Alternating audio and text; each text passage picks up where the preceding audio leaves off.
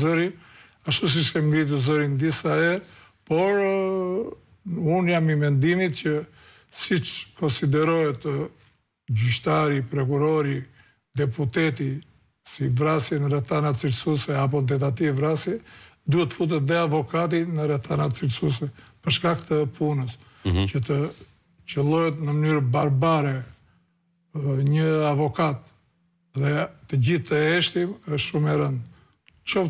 Kushdo qoftë ai.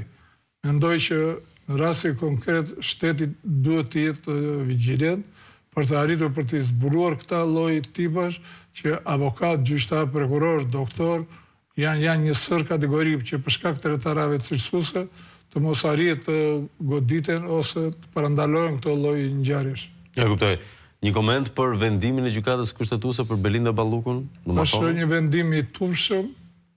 Vendimi i turpshëm nuk ishte sepse të ndahesh 4-4, ai ishte një vendim ligjor.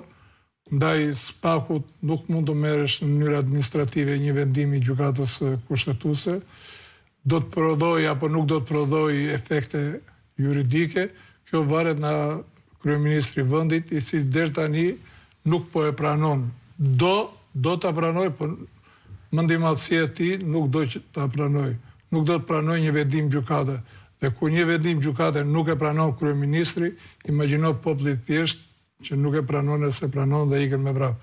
Për mendimin tim, ajo që sot duhet mos të shkeli në punë dhe të zbatoj vendimin e gjykatës kundër korrupsionit dhe krimit të organizuar apo kërkesës SPAK-ut. Se ne themi SPAK, po vendimi shman nga GKK-ja. E drejtë, absolutisht. Dhe mendimi im është që një orë më parë edhe ajo sa më shumë mbulohet në emër të kryeministrit, aq më shumë stres shkarkon dhe aq më shumë prish provën.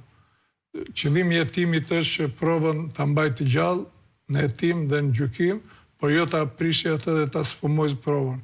I ka rrethanat SPAK për ta arrestuar tani që është në përdorur? Ka, sepse situata e saj ka ardhur duke u ngarkuar. Nuk është se është lehtësuar situata, ngeli vetëm me tunelin e Llogaras, po